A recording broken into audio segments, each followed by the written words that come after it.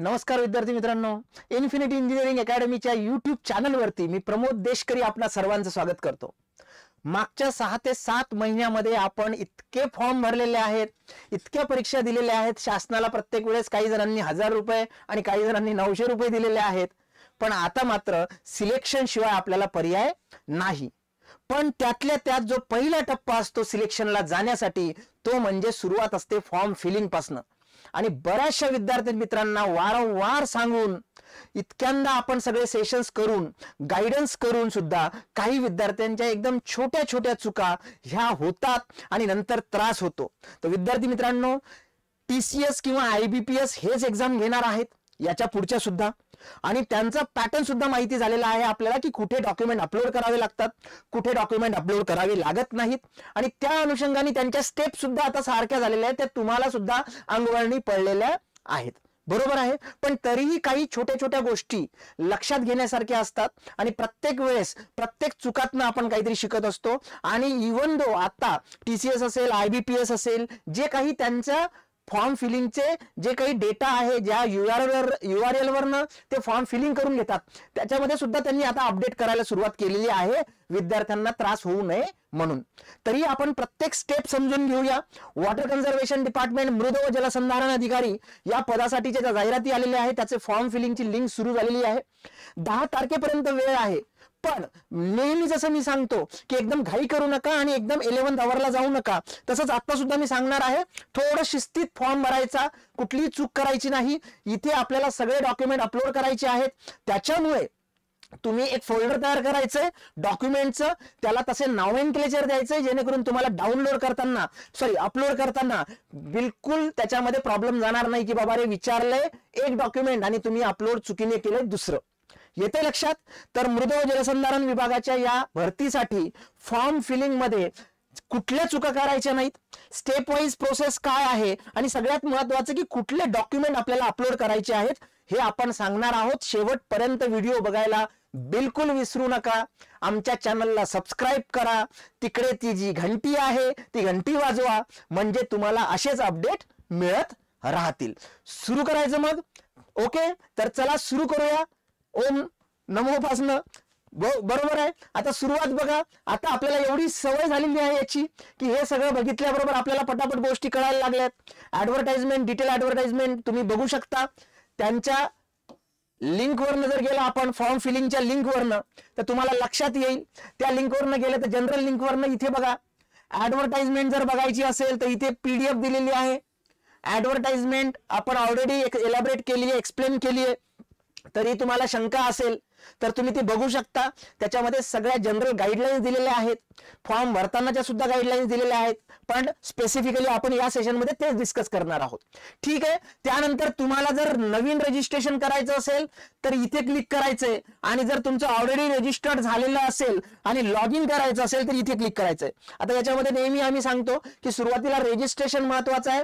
रजिस्ट्रेशनसाठी काय महत्वाचं आहे तर 10वीच्या तुमच्या डॉक्युमेंट नुसार तुमचं नाव, date of birth, mobile number valid, email ID valid, बरोबर आहे। आणि तुम्ही त्याच वेळेस काय सिलेक्ट करायचंय, 3 सेंटर सिलेक्ट करायचे हे रजिस्ट्रेशनसाठी। पण एकदा का रजिस्ट्रेशन झालं आणि परत सपोज तुम्हाला ओपन करायचं आहे, हॉल तिकीट डाउनलोड करायचं आहे किंवा त्या फॉर्मची प्रिंट घ्यायची असेल तर त्यावेळेस मग आपल्याला जे रजिस्ट्रेशन केल्यानंतर ईमेल ID आणि पासवर्ड मिळतो, म्हणजे क्रेडेन्शियल्स मिळतात, बरोबर आहे। तर ते मिळाले की मग आपल्याला लॉग इन करता येतं। तर तुम्ही जर पहिल्यांदा या वेबसाईट वरती गेला असाल तर तुम्हाला नवीन रजिस्ट्रेशन करावं लागेल, म्हणजे न्यू रजिस्ट्रेशन मध्ये जावं लागेल। मी ऑलरेडी सांगितलंय, जाहिरात काल आलेली आहे, आणि जी फॉर्म फिलिंगची प्रोसेस आहे ती फॉर्म फिलिंगची प्रोसेस ही 21 तारखेपासून सुरू झाली आहे, 21 डिसेंबर सकाळी 11 पासून। आता ती लिंक जी आहे ती ओपन झालेली आहे, आणि 10 जानेवारी रात्री 12 वाजेपर्यंत 1 मिनिट कमी ही लिंक असणार आहे। परत एकदा कळकळीची विनंती, घाई करू नका आणि शेवटी तिकडे 11th आवरला जाऊ नका। आता इथे हेल्प डेस्क हे खूप महत्वाचं टूल आहे, तुम्हालाही माहिती आहे।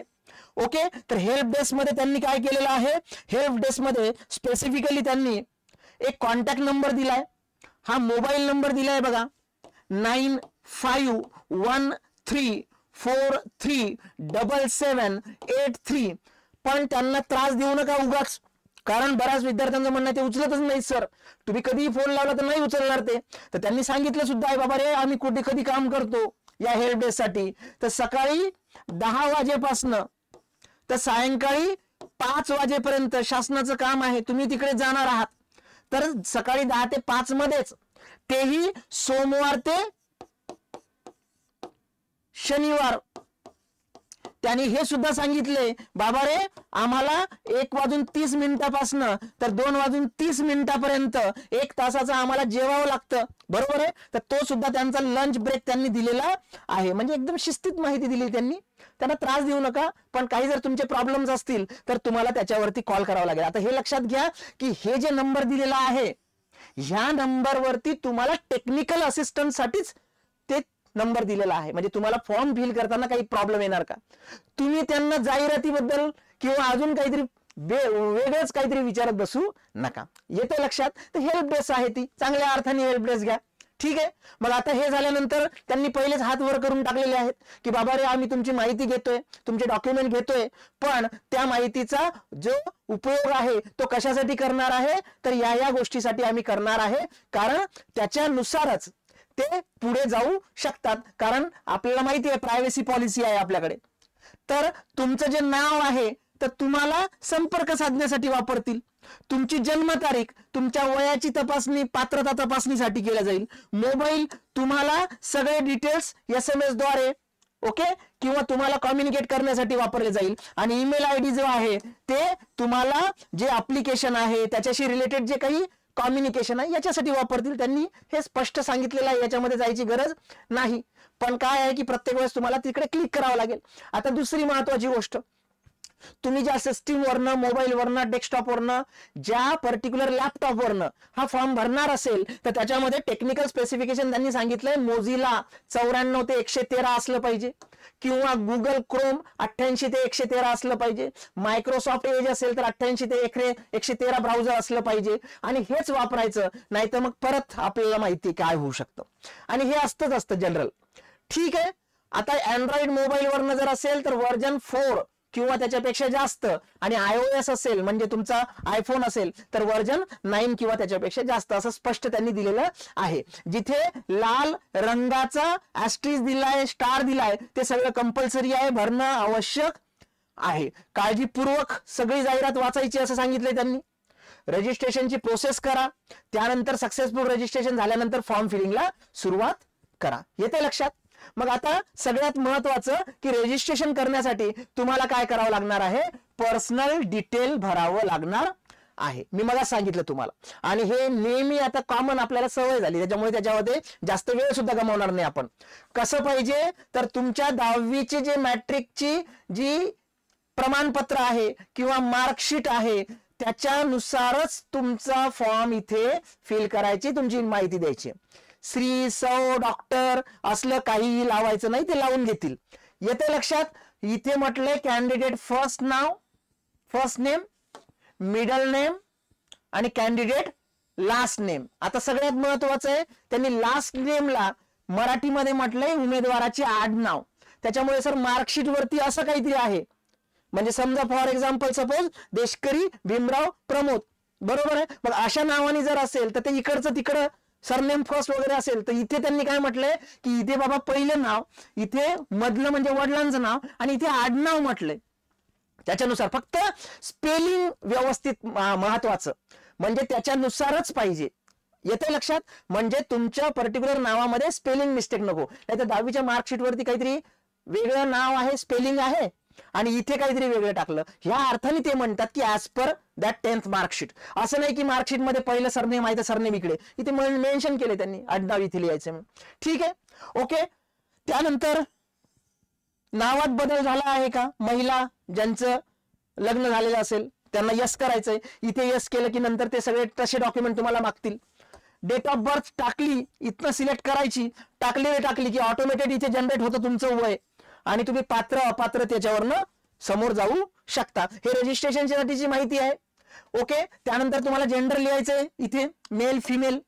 त्यानंतर वडिलांचं नाव लिहायचंय, आईचं सुद्धा नाव लिहायचंय, स्पेलिंग चूक न करता. मोबाईल नंबर टाकायचा आहे, जो चालू असला पाहिजे, सुरू असला पाहिजे, कम्युनिकेशन झालं पाहिजे, SMS OTP जे काही असेल ते आलं पाहिजे तिकडे. त्याला कन्फर्म करा म्हणजे चुकणार नाही. आणि पर्यायी सुद्धा एक देऊन ठेवा, त्यांनी नाही म्हटलंय कंपल्सरी, पण देऊन ठेवा आपला. ठीक आहे. ईमेल आयडीचंही तसंच, सुरू असलेला ईमेल आयडी, पासवर्ड माहिती असलेला, त्याचा क्वेश्चन असतो सिक्युरिटी क्वेश्चन, तो माहिती असलेला. नाहीतर काय होतं, पासवर्ड विसरतो, फॉरगेट पासवर्ड करायला जातो आणि नंतर मग ते विचारतो तुमचा पहिला जॉब कुठला किंवा जे काही असेल तुमचं, जे तुमचा पर्टिक्युलर सिक्युरिटी क्वेश्चन तोच विसरलेला असतो. बरं, तो आठवला की त्याचं उत्तर आठवत नाही, आणि त्याचं उत्तर आठवलं त्याचं स्पेलिंग आठवत नाही, कॅपिटल होतं स्मॉल होतं, कारण तिथे पर्टिक्युलर जे म्हणतो आपण कॅप्स लॉक वगैरे ते सगळं चेक करतात. म्हणजे ह्या गोष्टी लक्षात ठेवा. त्यानंतर तुमच्या 10वीचा मॅट्रिक्युलेशन सीट नंबर, कधी तुम्ही पासआउट झाला त्याचा महिना आणि वर्ष, आणि इथेच तुम्हाला 3 काय करायचे आहेत, सेंटरचे प्रिफरन्स टाकायचे आहेत. एक 2-4 दिवसा अगोदरच आपण सोलापूरचा फॉर्म भरला होता, त्याचा व्हिडिओ केला होता, आणि तीच प्रोसेस इथे रिपीट झालेली आहे WCD साठी. लक्षात घ्या, इथेच तुम्हाला सेंटर टाकायचंय. आणि परत एकदा सांगतो मी सगळ्यांना की हेच सेंटर मिळेल असं नाही, पण प्रायोरिटी विचारलेली आहे. येते लक्षात?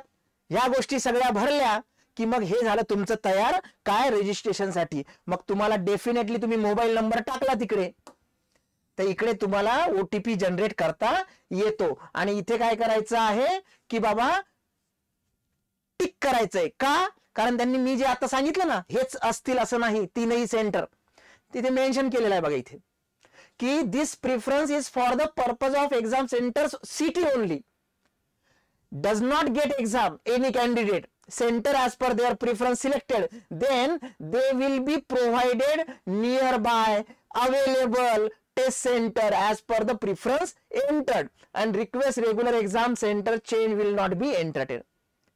काय मिळणार नाही, तुम्ही टाका फक्त. कशासाठी? आपल्या समाधानासाठी. आणि त्यांनी सांगितलंय की ट्राय करू बाबा, नियर वाला मिळेल, नाही अवेलेबल मिळेल. ठीक आहे, तर मग करायचा जनरेट OTP, आणि OTP मोबाईल वरती येणार, चालू ठेवायचा. इथे टाकला की त्याला व्हॅलिडेट करायचा, नाही आला रेंज मध्ये जायचं, नंतर रिसेट करायचा. पण एकदा का टाकला, हे कॅप्चा टाकलं की तुम्ही प्रोसीड करू शकता. पण परत मी जे काही सांगितलंय, जी काही माहिती दिली, माझ्या माहितीप्रमाणे खरी आहे बाबा, इथे टिक करा. टिक नाही केलं तर समोर जाणार नाही, रिव्हेरीफाय करा. ही झाली तुमची रजिस्ट्रेशनची प्रोसेस. आता ती रजिस्ट्रेशनची प्रोसेस एकदा व्हेरीफाय करावं लागेल ना आपल्याला की मी काय काय लिहिलंय नाही लिहिलंय. तर त्याच्यानंतर ही एक विंडो येते बघा, इथे जी काही माहिती आता आपण रजिस्ट्रेशन साठी भरली होती ती सगळी माहिती इथे ऑलरेडी लिहून आलेली आहे. मी फक्त माझ्या गोपनीयतेसाठी त्याला झाकलंय, मास्क केलंय. ठीक आहे, तर इथे आलेली आहे. पण मग याचा अर्थ तिथे चेक करा, उमेदवाराचे पहिले नाव प्रमोद आले की नाही, यस. मधले नाव भीमराव आले की नाही, सरनेम देशकरी आले की नाही, जन्मतारीख, वडिलांचं नाव, आईचं नाव, मोबाईल नंबर, ईमेल आयडी पूर्ण चेक करा, तसं टिक करत चला आणि सबमिट करा. जर व्यवस्थित असेल तर. जर काही चुकलं असेल तर परत तुम्ही त्याच्यामध्ये जाऊ शकता. हे झालं तुमचं सगळं क्लिअरन्स. आता काय झालंय, जे काही 2-4 मेसेजेस येतात माहिती आपल्याला, ओके वरती प्रेस केलं की मग काय होणार, तुमचं रजिस्ट्रेशन जे आहे ते सक्सेसफुल झालंय. आता इथे मग तुम्हाला काय जनरेट होणार, ID आणि पासवर्ड. मग हे आलंय बघा, मला रजिस्ट्रेशन नंबर आलाय, याचा स्क्रीनशॉट घेऊन घ्या. आणि हे ID पासवर्ड कशावरती आलं, ईमेल आणि SMS, त्याचा सुद्धा स्क्रीनशॉट घ्या. ते सुद्धा सेव्ह मेसेज टेलिग्रामला टाकून ठेवा, आपल्या दुसऱ्या मोबाईल नंबरवरती टाकून ठेवा, आपल्या मित्रांना टाकून ठेवा, म्हणजे परत मिसप्लेस होणार नाही. कारण हे वन टाइम आले.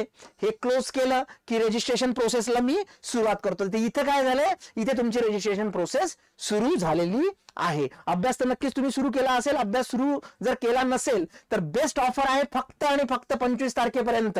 जी 10,000ची ऑनलाईन बॅच आहे ती फक्त 5,000 रुपयामध्ये, आणि जी 20,000 रुपयाची तुमची ऑफलाईन बॅच आहे ती फक्त आणि फक्त 10,000 रुपयामध्ये. तर 4,999 आणि 9,999 बेस्ट फॅकल्टी पूल आहे. आणि डेडिकेटेड जो तुमचा सिलेबस आहे मृदा आणि जलसंधारणचा, या सिलेबस नुसार ही एक बॅच आहे. याच्यामध्ये ऍडमिशन तुम्ही घेऊ शकता. जर तुम्हाला या बॅच संबंधित माहिती पाहिजे असेल तर आपला IVR नंबर 788 781 1411 किंवा 9699897070 याच्यावरती तुम्ही कम्युनिकेशन करू शकता. 26 तारखेपासून बॅच सुरू होणार आहे. ओके, आणि याच्या ऍडमिशन्स ओपन आहेत. ऑफलाईन बॅच फक्त आणि फक्त पुण्यात असणार आहे, गिरीश सरांच्या आधिपत्याखाली, त्यांच्या गायडन्स खाली, आणि ऑनलाईन बॅच तुम्हाला घरूनही करता येणार आहे. ओके, तर विद्यार्थी मित्रांनो लक्षात घ्या, ही एक बॅच आहे. जस तुम्हाला वाटत असेल की माझी 28 ला एक्झाम आहे आणि त्याच्यानंतर मला बॅच जॉईन करायची आहे, तर सेकंड बॅच आपली 2 जानेवारी पासून स्टार्ट होणार आहे. याच्या सुद्धा ऍडमिशन ओपन आहेत, ऑनलाईन लाईव्ह रेकॉर्डेड स्वरूपात, तसंच ऑफलाईन पुण्याला सुद्धा या दोन्ही बॅच आहेत. म्हणजे एक बॅच आपली 26 तारखेला सुरू होतीये, आणि ज्या विद्यार्थ्यांचा पेपर आहे 28 ला वगैरे, त्यांनी सेकंड पासून जॉईन केली तरी चालेल. आणि क्रमांक मी आता सांगितलाय, मोबाईल नंबर, याच्यावरती तुम्ही कॉल करू शकता. ठीक आहे, रजिस्ट्रेशन कंप्लीट झालंय. आता आपल्याला ओटीपी आलाय, त्यानंतर तो सबमिट केलाय. आता आपल्याला आयडी आणि पासवर्ड आलाय, तो सेव्ह करून ठेवलाय. आता आपल्याला काय करायचंय प्रोसेस, तर आपल्याला करायची आहे अप्लिकेशन प्रोसेस. ओके, तर हे गो टू अप्लिकेशन विंडो वरती आलोय आपण, आणि इथे पहिलं आहे अप्लिकेशन डिटेल आणि दुसरं आहे हेल्प डेस्क. आता 1 बाय 1 आपल्याला जी ऑलरेडी माहिती भरली आहे ती बाय डिफॉल्ट येईल. For example application status, registration हे आलेलं आहे.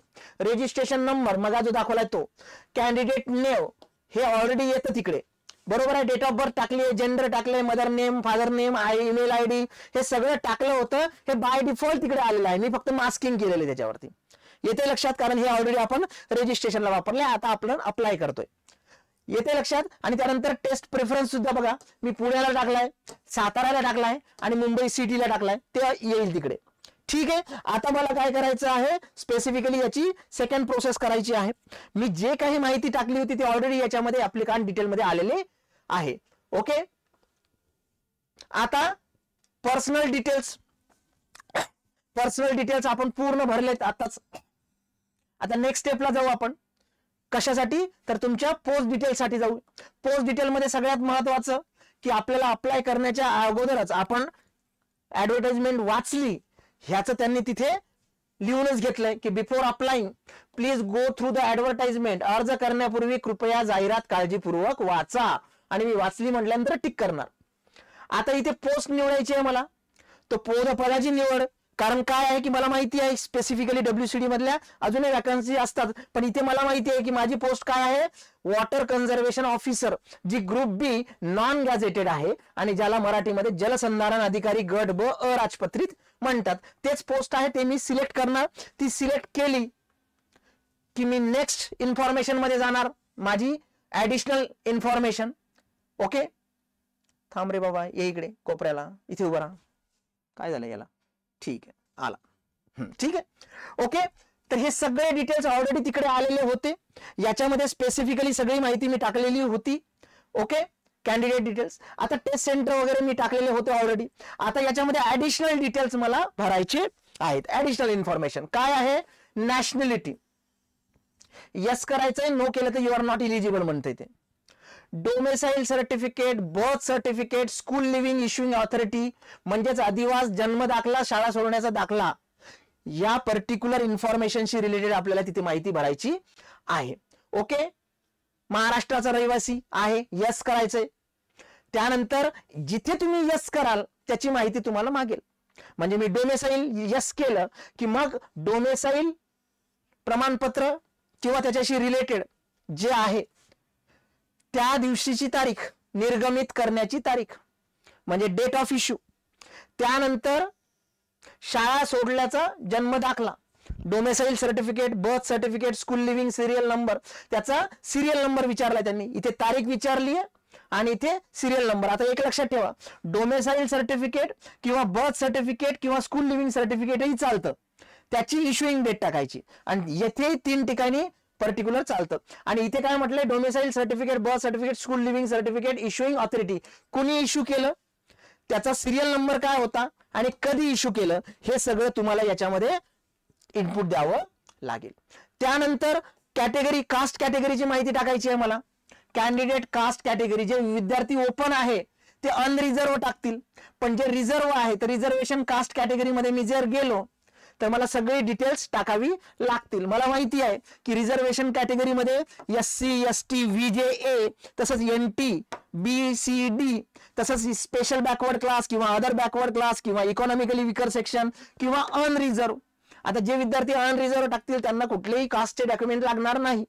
SC ST असेल तर त्यांना नॉन क्रिमिलियर लागणार नाही, पण बाकीच्यांना मात्र कास्ट सर्टिफिकेट असेल, नॉन क्रिमिलियर असेल, व्हॅलिड हे सगळे लागणार. मग परत कास्टशी रिलेटेड जर मी यस केलं आणि कॅटेगरी सपोज मी ओबीसी लिहिली, ठीक आहे, तर माझी ओबीसी इथे कॅटेगरी लिहिली की कॅटेगरी सर्टिफिकेट इश्युइंग ऑथॉरिटी, मला कास्ट सर्टिफिकेट कुणी दिलं, कुठल्या तारखेला दिलं आणि त्याच्यावरचा सिरियल नंबर काय. सिरियल नंबर साठी आपण एक स्पेशल व्हिडिओ केला होता की सिरियल नंबर कसा ओळखायचा एखाद्या डॉक्युमेंटवरचा, ठीक आहे, डेट कशी ओळखायची. त्यानंतर तुमच्याकडे व्हॅलिडिटी आहे की नाही हे सुद्धा त्यांनी म्हटलंय. कास्ट कॅटेगरी सर्टिफिकेट व्हॅलिडिटी, जात प्रवर्ग, ओके, वैधता, त्याची व्हॅलिडिटी विचारली आहे. आता याच्यामध्ये त्यांनी कुठलाही ॲस्ट्रिच मार्क केलेला नाही. कशामध्ये? याच्यामध्ये ॲस्ट्रिच मार्क केलेला नाही, पण इथे मात्र त्यांनी ॲस्ट्रिच मार्क केलाय. याचा अर्थ की इथे ओके त्यांनी स्पेसिफिकली पर्टिक्युलर तिथे काही त्यांनी कॅटेगरी कास्ट व्हॅलिडिटी म्हटलेलं नाही, कारण SC ST ला तर लागतच नाहीत, पण बाकीच्या कॅटेगरीला सुद्धा त्यांनी कंपल्सरी केलेलं नाही. तर हे झालं तुमचं कास्टची इन्फॉर्मेशन. त्यानंतर ऍडिशनल माहितीमध्ये एखादी फिजिकल खूण असेल किंवा अंगावर व्रण असेल किंवा काहीतरी मार्क असेल की गालावर तीळ आहे, अजून स्पेसिफिकली कुठल्या तरी आर्मला लागलंय किंवा ते देवीची लस आहे आणि त्याचं काहीतरी मार्क आहे किंवा हातपाय मोडून घेतलेत आणि काहीतरी खून करून घेतलेत, तसं जर काही असेल तर इथे ते मेन्शन करायचं आहे. ही रायटिंग स्पेसिफिक पर्टिक्युलर विंडो दिलेली आहे ज्याच्यामध्ये तुम्ही टाईप करू शकता. हे कशासाठी आहे तर मार्किंग मे बी एखाद्या वेळेस स्पेसिफिकली ऍडिशनल फिजिकल चेकिंगच्या वेळेस होऊ शकते. ओके, त्यानंतर आयडेंटिटी प्रूफ, हे आता मी नेहमी सांगत आलेलो आहे. पॅन कार्ड असेल, इलेक्शन कार्ड असेल, आधार कार्ड असेल, त्यांनी जे काही मेन्शन केलेले आहे ते सगळेच्या सगळेच तिथे यस केले तर सगळ्यांची माहिती द्यावी लागेल तुम्हाला. पण त्यांनी असं म्हटलं की या सर्वांपैकी एक कुठलं तरी कंपल्सरी असायला पाहिजे. तर minimum one identity should be there as a proof at the time of examination and at the time of document verification. मग तुम्ही जास्तीत जास्त 2 किंवा 3 टाका, एकच टाकू नका, कारण ते टाकलं आणि तिथे काहीतरी वेगळं सापडलंच नाही आपल्याला एक्झामच्या दिवशी, तर असं होऊ नये. मग पॅन कार्ड असेल, यस केलं की पॅन कार्ड नंबर मागणार, त्या नंबरवर त्या पॅन कार्ड वरती तुमचं नाव कसं आहे ते मागणार. बऱ्याचशा विद्यार्थ्यांकडे पॅन कार्ड नसतं, तिथे नाही करायचं मग, कारण मॅन्डेटरी आहे. तुम्ही यस केलं की हे मागणार, नाही केलं तर हे येणार नाही. त्यानंतर ड्रायव्हिंग लायसन्स सुद्धा चालतं. यस केलं ओके, मग ड्रायव्हिंग लायसन्सचा नंबर, ओके, त्याच्यावरती नाव काय आहे, कुणी इश्यू केलं, त्याचं व्हॅलिडिटी किती दिवस आहे, कधी इश्यू केलं आणि कुठल्या प्रकारचं आहे, लर्निंग आहे की कन्फर्म लायसन्स आहे, 2 व्हीलर विथ गिअर आहे की LMV आहे की हेवी व्हेकल ट्रान्सपोर्ट परवाना आहे. ओके, जे तुम्ही यस कराल ती सगळी माहिती तुम्हाला भरावी लागेल. ओके, तसंच तुमच्याकडे जर आय कार्ड म्हणून, आयडेंटिटी व्हॅलिडिटी म्हणून किंवा तुम्हाला जे फोटो प्रूफ म्हणतो आपण ते जर तुमच्याकडे इलेक्शन कार्ड असेल, वोटर ID नंबर, तुमचं नाव काय, पासपोर्ट असेल, पासपोर्टचे डिटेल्स, ओके, व्हॅलिडिटी, कुणी इश्यू केलं, काय सिरियल नंबर, बँकेचं पासबुक असेल फोटोवालं तर ते सुद्धा. आता ज्याला तुम्ही नाहीच द्यायचंय, बँकेच्या पासबुकवरती बऱ्याचदा फोटो नसतो, बरं फोटो असतो तर त्याच्यावरती ते शिक्का नसतो, तर ते सुद्धा कधी कधी ग्राह्य धरत नाही शिक्का नसला तर. म्हणजे ह्या गोष्टी लक्षात घ्या, नाहीतर आपण हौसे खातीर इथे यस केलं आणि नंतर प्रॉब्लेम आला, असं नको व्हायला. ओके, तर ह्या छोट्या छोट्या चुका आपल्याला टाळायच्या आहेत, जे आपण नेहमी नवीन नवीन काहीतरी शिकत असतो फॉर्म भरताना. आणि हे सगळं केल्यानंतर I am voluntarily submitting my identity proof to establish my identity. Simple, संपला विषय. जर बरोबर असेल तर यस करायचं, सेव्ह करायचं, नेक्स्ट करायचं आणि पुढच्या पेजवर जायचं. आता आपण काय केलंय, पर्सनल इन्फॉर्मेशन भरून टाकलीये, पर्सनल इन्फॉर्मेशन भरलीये. आता ऍडिशनल इन्फॉर्मेशन अजून काय, तर तुम्ही याच्या अगोदरच्या एक्झामसाठी काही कार्यक्रम केला होता का आणि तुम्हाला बॅन केलं होतं का. नाही लिहायचं, नाही लिहायचं म्हणजे तुम्ही नसालच असं मी गृहीत धरतो. Are you a son, daughter of a farmer who have committed suicide आत्महत्याग्रस्त पालकांचे तुम्ही पाल्य आहात का? काही जर विद्यार्थी असतील त्यांनी यस करायचं. आता यस केल्यानंतर मग परत ते ऍडिशनल इन्फॉर्मेशन विचारतं. तुम्ही स्टेट किंवा सेंट्रल गव्हर्नमेंटचे एम्प्लॉई आहात का? नाही केलं तर काही प्रॉब्लेम नाही, यस केलं तर परत माहिती विचारेल. तुम्ही स्पोर्ट पर्सन आहात का? यस केलं तर तुम्हाला ते डॉक्युमेंट्स व्हॅलिड करून घेतलं नाही घेतलं सगळं तुम्हाला विचारेल. दिव्यांग असाल, बेंचमार्क डिसेबिलिटी 40% किंवा त्याच्यापेक्षा जास्त, यस करायचं. यस केलं की परत माहिती विचारेल, नाहीतर नो करायचं. ओके. तर सगळ्यात महत्वाचं की जर तुम्ही डिसेबल असाल तर एक्झाम घेताना तुम्हाला जो रायटर वगैरे लागतो तर तो तुम्हीच घेऊन यायचा आहे. त्याचे नियम असतात, तो तुमच्यापेक्षा जास्त शिकलेला नाही पाहिजे वगैरे, तर ते सगळं माहिती आहे तुम्हाला. इथे काय म्हटलंय, a person with a benchmark disabilities with at least 40% disability. मी सांगितलं तुम्हाला 40% किंवा त्याच्यापेक्षा जास्तच लागते. ओके. तर यामध्ये मोडता तुम्ही, आणि त्या केसमध्ये तुम्हाला जर पाहिजे असेल रायटर तर ते तुम्हाला स्वतःलाच आणावं लागेल, आणि तो तुमच्या below minimum qualification of concern post, ते जे समजा डिप्लोमा होल्डर आहे तर त्याच्या खालचा पाहिजे तो, नाहीतर पीएचडी वाला आणला की बस झालं सिलेक्ट तुम्ही. तर असं नाही, हे सगळं सांगितलंय. पण असं नाही की त्या रायटर तुम्हाला तसाच्या तसाच वापरता येतो. तुम्ही याच्यामध्ये मेन्शन करायचं असतं, त्याच्यानंतर सेपरेट कम्युनिकेशन करायचं असतं. तुम्हाला वेळ सुद्धा त्याच्यामध्ये वाढून मिळत असतो, तुम्हाला माहिती असेल, जे विद्यार्थी त्याचा फायदा घेतात. ठीक आहे. आणि सगळे डिटेल्स जे आहेत हे सगळे तुम्हाला भरायची आहेत. जिथे जिथे तुम्ही यस कराल तिथे तुम्हाला डिटेल मागतील. तुम्ही अनाथ आहात का? ओके. किंवा तुमच्यावरती क्रिमिनल केसेस आहेत का? तुम्हाला कधी अरेस्ट केलंय का? ओके. तुम्ही कोर्टामध्ये तुमच्यावरती केस सुरू आहे का? काय निकाल लागलाय? काय स्टेटस आहे? तुमच्यावरती कुणी ज्याला म्हणतो आपण की बॅन केलेला आहे का? फौजदारी वगैरे काही सुरू आहे का? स्कूल, कॉलेज, युनिव्हर्सिटी इथे असताना काही कार्यक्रम केला होता का कॉपी केसचा वगैरे? हे सगळं त्यांनी न्यायालयाने तुमच्यावरती कुठली कारवाई चालू आहे का, काही केस फायनल जाऊन तुमच्यावरती काही शिक्षा दिली का, हे सगळं आहे. आपले चांगले विद्यार्थी आहेत बिचारे सगळे, तर हे सगळं नो करावं लागणार आपल्याला, आपण चांगले असल्यामुळे. आणि इथे सेव्ह आणि सेव्ह नेक्स्ट वरती जावं लागणार. ठीक आहे. ही झाली ऍडिशनल डिटेल्स. आता कम्युनिकेशन मध्ये ऍड्रेस, 2 ऍड्रेस, करस्पॉन्डन्स आणि परमनंट, तुमचे दोन्ही सेम असेल तर काही प्रॉब्लेम नाही.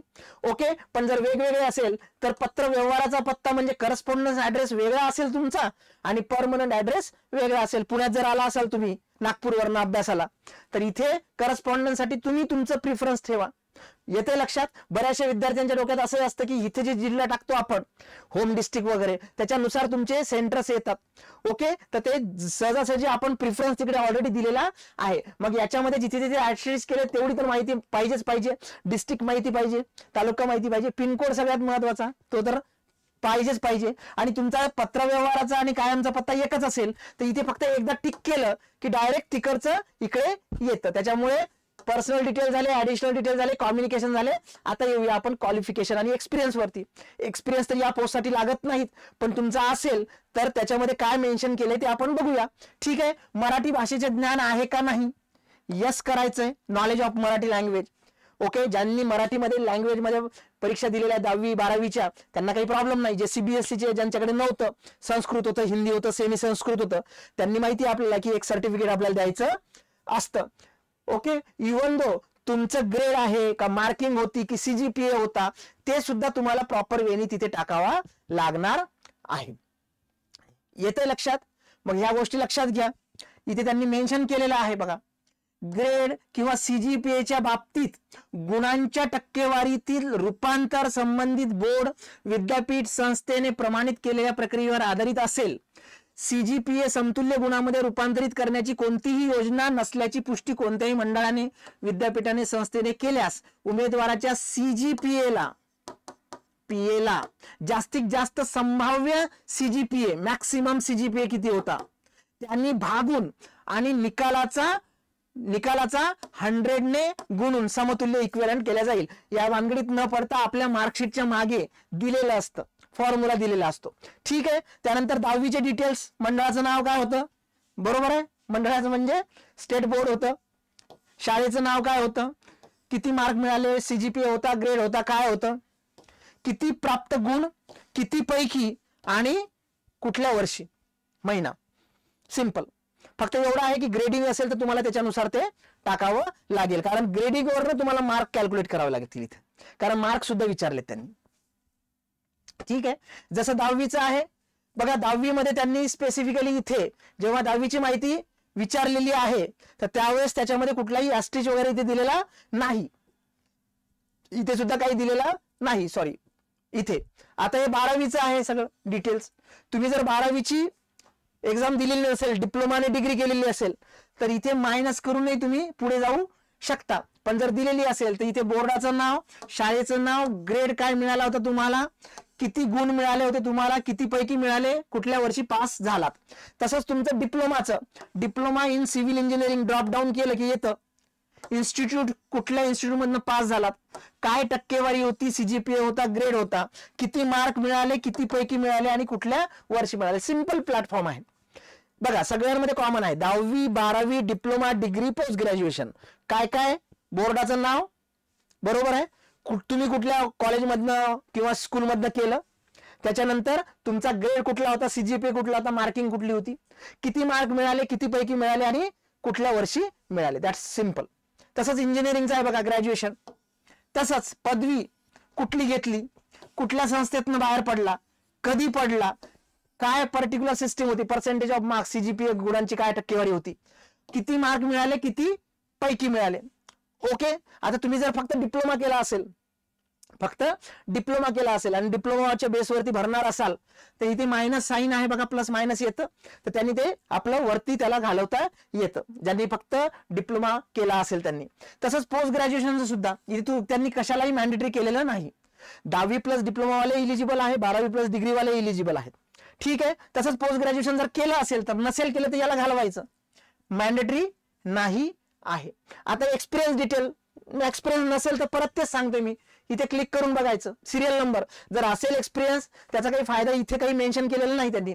मग कुठल्या संस्थेमध्ये होता, काय पोस्टवरती होता, कधीपासून सुरू केली, कधीपर्यंत संपली, नसेल संपली तर टिल फायनल डेट टाकायची आणि मग हे ऑटोमॅटिकली जनरेट होईल की किती वर्ष तुम्ही तिकडे काम केलं आहे. जर एकापेक्षा जास्त एक्सपिरियन्स 2-3 कंपन्यामध्ये असेल, हे एक भरून झालं की हे ऍड न्यू रो म्हणायचं, परत हाच कार्यक्रम येईल, त्याच्यात माहिती टाकायची. येते लक्षात? आणि जर नाही वाटलं तर डिलीट रो म्हणायचं, संपला विषय. सेव्ह नेक्स्टला जायचं. एकदम सिंपल, बरोबर आहे, एकदम भाताला तडका मारण्याचं एवढं सिंपल. ठीक आहे. आता हे झालं, पर्सनल झालं, ऍडिशनल झालं, कम्युनिकेशन झालं, क्वालिफिकेशन, एक्सपिरियन्स झालं. आता महत्वाचं काम म्हणजे अपलोड करा. पहिलेच करून ठेवायचे सगळी फाईल्स, फोल्डर नावानुसार काय लागतं तुम्हाला. ओपनचे विद्यार्थी असेल तर त्यांना डॉक्युमेंट कमी लागतात, पण एखादा कास्टचा विद्यार्थी असेल तर त्याला सगळे डॉक्युमेंट लागतात त्याच्यानुसार, ते सगळे. मग दिव्यांग असेल, तुम्ही ज्याही पर्टिक्युलर संवर्गातनं फॉर्म भरणार असाल त्याच्याशी संबंधित सगळे डॉक्युमेंट्स तुमच्याकडे असले पाहिजे. ओके. नजीकच्या काळात स्कॅन केलेला फोटो, जेपीजी फाईल पाहिजे. इथे अपलोड करण्यासाठी क्लिक केलं की ते पर्टिक्युलर ब्राउज करेल आणि तुमच्या कॉम्प्युटरमध्ये जिथं आहे तिथनं करा. Scan sign signature. आता फोटो काढताना मी तुम्हाला नेहमी सांगतो, बॅकग्राऊंड व्हाईट ठेवा, चष्मा काढून फोटो काढा, रेड आईज वगैरे रिमूव्ह करून करा. रेड आईज येतात कधी कधी, नाही तर फोटो चांगला निघाला पाहिजे. ओके. तसंच स्कॅन करताना व्हाईट पेपर वापरा, एकदम ब्लँक, रूल्ड वगैरे लाईन असलेला नाही, आणि ब्लॅक कलरनी तिकडे सही करा म्हणजे उठून दिसेल.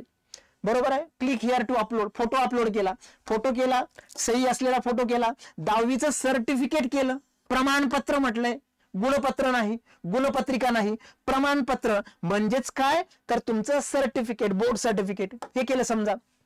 त्यानंतर 12वीचं बोर्ड सर्टिफिकेट, त्यानंतर ग्रॅज्युएशन सर्टिफिकेट, त्यानंतर डिप्लोमा सर्टिफिकेट जर असेल तर. आता यांनी इथे मॅन्डेटरी केलेलं आहे बघा, काय काय मॅन्डेटरी केलेलं आहे ते सुद्धा लक्षात घ्या आणि काय मॅन्डेटरी केलेलं नाही. फोटो मॅन्डेटरी करावाच लागेल, सही करावीच लागेल, 10वी सगळ्यांनी केलेली असलीच पाहिजे, 12वी मॅन्डेटरी केलेलं नाही. म्हणजे 10वी करून डिप्लोमा केला असेल इट्स ओके. त्यानंतर युअर ग्रॅज्युएशन सर्टिफिकेट, ग्रॅज्युएशन जर मी आता सांगितलं की 10वी आणि पर्टिक्युलर तुम्ही स्पेसिफिकली जी इलिजिबिलिटी आहे त्याच्यानुसार तुम्हाला हायर लागेल, तर जे आहे ते अपलोड करायचं. आता इथे सुद्धा बघा, युअर डिप्लोमा सर्टिफिकेट. समजा एखाद्याने 12वी केली जी कंपल्सरी नव्हती आणि त्याच्यानंतर ग्रॅज्युएशन केलं, तर तिथे टिक करून बघा काय येते ते. आणि वरचे सुद्धा हे सुद्धा पोस्ट ग्रॅज्युएशन मॅन्डेटरी नाहीये, पण डोमेसाईल, कास्ट सर्टिफिकेट वगैरे, एक्सपिरियन्स सर्टिफिकेट सुद्धा मॅन्डेटरी नाही. हे सगळे डॉक्युमेंट्स तुम्हाला काय करावे लागतील, हे बघा, ट्रेनिंग सर्टिफिकेट, ITI सर्टिफिकेट जर असेल तर, पण हे मॅन्डेटरी नाही. पॅन कार्ड तुम्ही जे तिकडे यस केलं, मी तिकडे यस केलेलं आहे पॅन कार्डला म्हणून ते आलेलं आहे. तिकडे मी ग्रॅज्युएशनला यस केलं होतं, ग्रॅज्युएशनची माहिती भरली होती म्हणून इथे ग्रॅज्युएशन कंपल्सरी होतं. बऱ्याचशा विद्यार्थी मित्रांना हा प्रश्न पडत असेल की सर इथे तुम्ही इथे बघा 12वीला काही केलेलं नाही, पण 10वीला केलंय, डिप्लोमा केलाय आणि डिग्री केलाय म्हणून मला इथे मॅन्डेटरी आलंय. मी जर तिकडे 10वी टाकलं असेल, तिकडे 12वी टाकलं असेल आणि 12वीच्या नंतर मी डिप्लोमा केला असेल, तर जे मी तिकडे इनपुट दिलंय तेच ऍस्ट्रिच इकडे येणार, काही येणार नाही. तर ह्या गोष्टी लक्षात घ्या. ओके, याच्यावरती आहे म्हणून नाही. ट्रेनिंग सर्टिफिकेट वगैरे इथे मॅन्डेटरी नाही केलेलं आहे. पॅन कार्ड मी तिकडे यस केलं होतं म्हणून इथे आलंय. आणि अजून एखादं डॉक्युमेंट जर असेल तर ते तुम्हाला ऍड ऑन होईल तुमच्या पर्टिक्युलर फॉर्म नुसार. हे सगळं भरलं की मग महत्वाचा कार्यक्रम तो म्हणजे पैसे देण्याचा. परत एकदा आता राहिलेल्या एक्झामसाठी तरी शासनाने ऐकावं, विद्यार्थ्यांचं थोडी फी कमी करावी. 1000 रुपये ओपन साठी आणि कॅटेगरीचे विद्यार्थी असेल तर 900, सैनिक वगैरे असेल तर थोडंसं हे करतात ते. ओके, आता हे ओमकार ओमकार ओमकार या नावाने केल्यामुळे तिकडे ओमकार दिसतोय, तुम्ही तिकडे तुमचं नाव दिसेल. हे सगळं क्लिक करायचं, डिक्लेरेशन, घोषणापत्र की मी सगळं केलेलं आहे.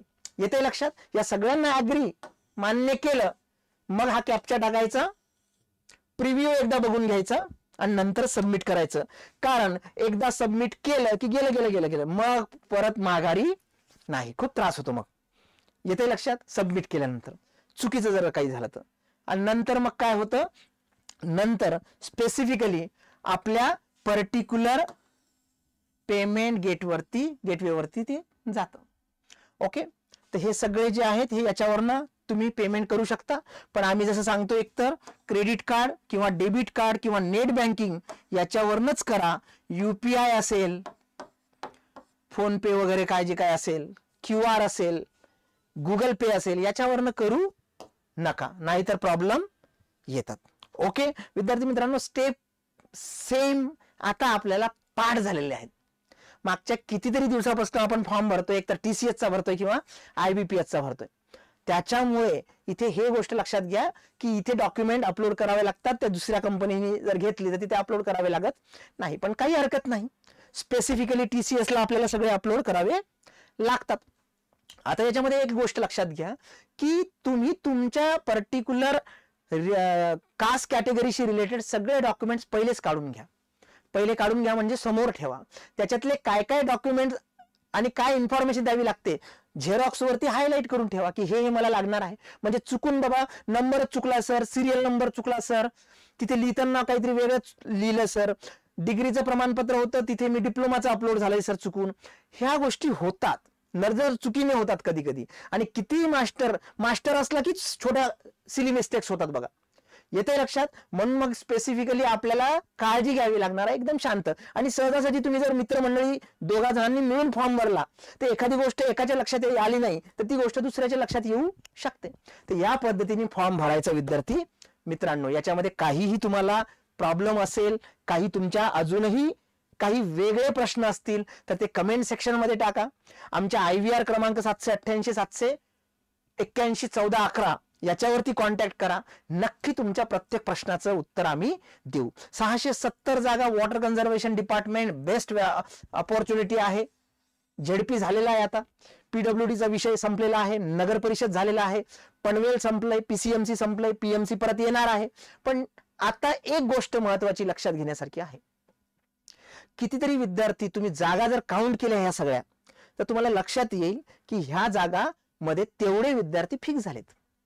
असंही होऊ शकतं की एकच विद्यार्थी 7-8 ठिकाणी सिलेक्ट होईल, पण नक्की शेवटी त्याला एकच पोस्ट वरती जावं लागेल. मग अशा वेळेस तुम्ही लक्षात घ्या, तो काय करेल, जास्तीत जास्त चांगल्या डिपार्टमेंट चांगल्या पोस्ट वरती जाईल.